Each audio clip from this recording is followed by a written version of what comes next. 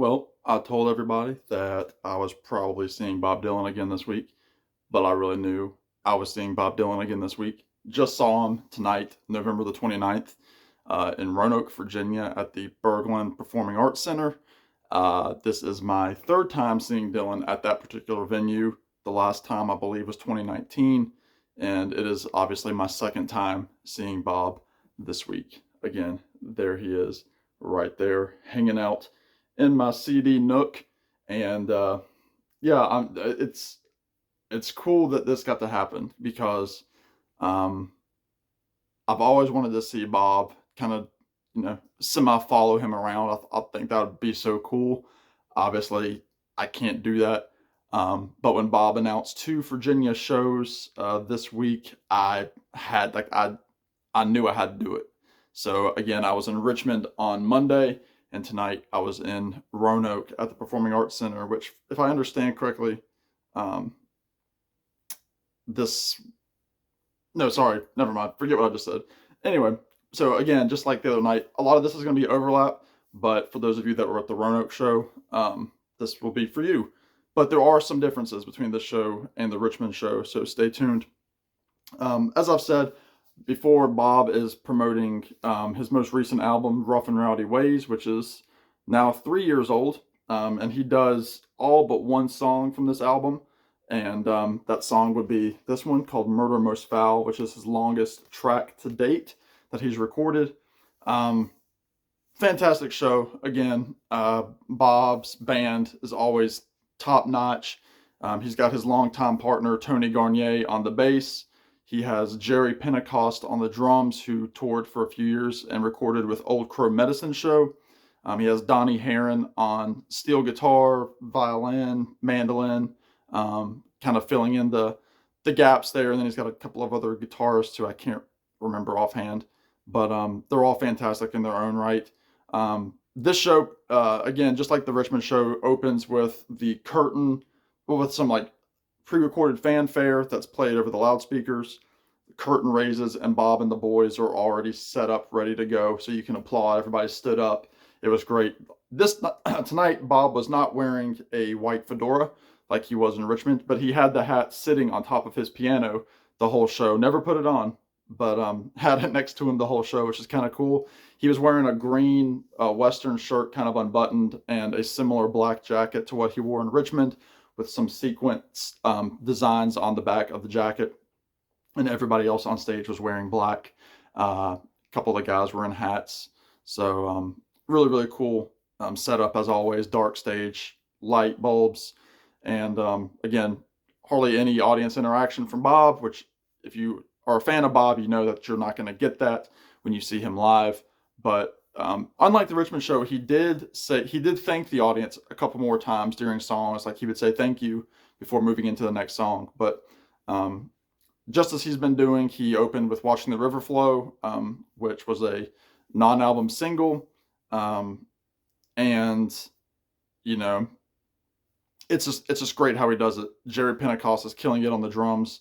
Bob is doing piano the whole show to kind of boogie woogie style. It's just fantastic. And then he goes into Most Likely You'll Go Your Way and I'll Go Mine, which he stays kind of close to the original. But again, just like in Richmond, he kind of phrases it by going, when you go your way and I'll go mine. Like he's doing that kind of phrasing, which is cool. And then he goes into the first song from this album called I Contain Multitudes, which he adds a little bit more instrumentation to. And I think I might have mistakenly on my last review said that this was a fiddle tune. I was incorrect on that. He stays kind of close to the original, which is very low instrumentation, a lot of strings and bass, no percussion. But they do have a little bit more percussion, of course, live, and more instruments on it, a little bit more melodic. Then he goes right into False Prophet with that guitar lick, which is fantastic. That was a little bit more gritty than the Richmond show. I think False Prophet tonight took the uppercut over Richmond. He did all of these. My Own Version of You, he kind of added a little bit more melody to that. That song on the album is is a lot. It's kind of like lyrically, it's like he's putting together a Frankenstein kind of lover. It's just like he's literally putting together a Frankenstein, Frankenstein's monster. Uh, the prettiest song on this album, I think, is "I've Made Up My Mind to Give Myself to You." He did Black Rider, which I think was fantastic tonight. It was really, really good. Goodbye, Jimmy Reed. He did that toward the end. That has a line about Virginia, which, like at the Richmond show, got a big applause, and he did that really well. Mother of Muses was breathtaking tonight. It was so good. That's a pretty ballad on here. Just great lyrics, and it shows that Bob can still write a killer love song at age 79 when he put this album out. He did Crossing the Rubicon. Again, fantastic. It was a nice little jam. And then Key West, Philosopher Pirate. Just, again, a pretty song.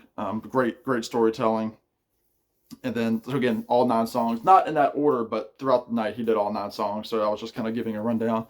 But then he also does, To Be Alone With You from Nashville Skyline. He does I'll Be Your Baby Tonight, which has a great little jam. And he also did, just like the other night, he did When I Paint My Masterpiece, which that's when they add a lot of fiddle to it. Donnie Herron is playing some great fiddle on that track, which that's just a beautiful song. One of the differences was they did. I mean, he also did that Old Black Magic from Fallen Angels, his second crooner album, and they did Gotta Serve Somebody from Slow Train Coming. But tonight, which was different than the Richmond night, the guitar part was a little bit more muddled than the Richmond show. The Richmond show, they were shredding on it, and tonight they kind of like were combining. It was almost like they got a little mixed up with how to do that guitar part. It's like they were trying to do something different. So like the acoustic guitar was doing one strum, it sounded like, and the electric guitar was doing another. And I think I could see Bob kind of looking around like, y'all need to figure this out kind of thing. But again, just like all the other shows, Bob would stand up to kind of close each song on the piano. He came out from the piano a few more times than normal, and you could see he was looking either at Jerry on the drums or Tony on bass to kind of get the cue. But when he was doing band introductions, he was a little bit clearer than he was in Richmond. But it was funny because he made a specific Roanoke reference. So Wayne Newton, the Las Vegas performer, he sang Donka Shane. He grew up in Roanoke.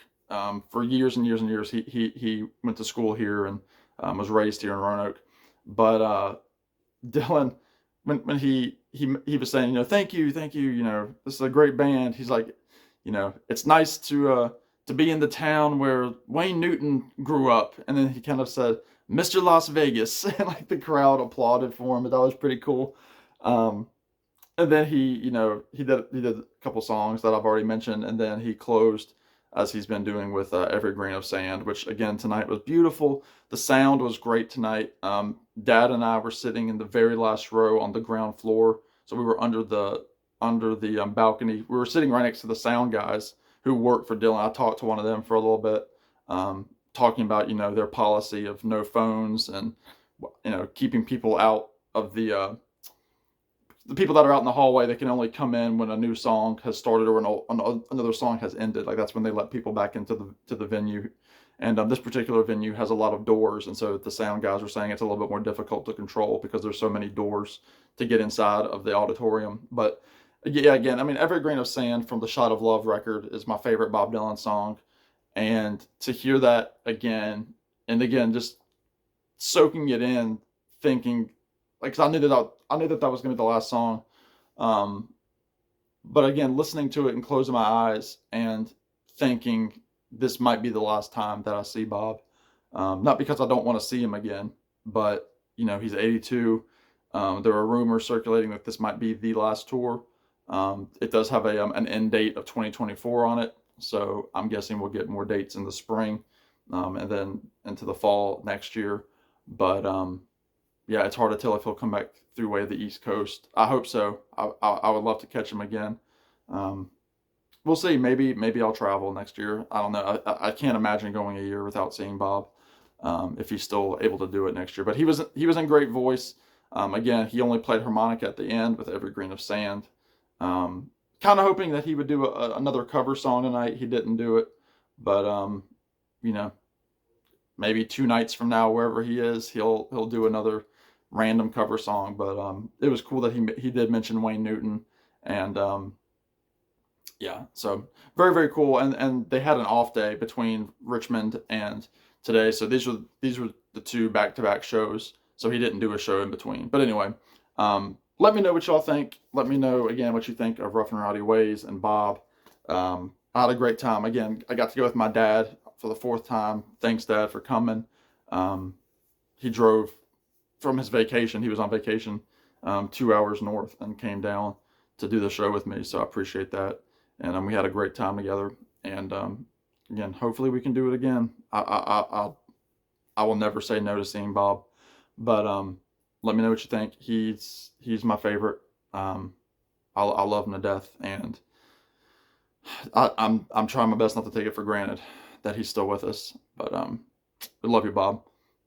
Y'all be good. Take care, and we'll talk to you on the next one.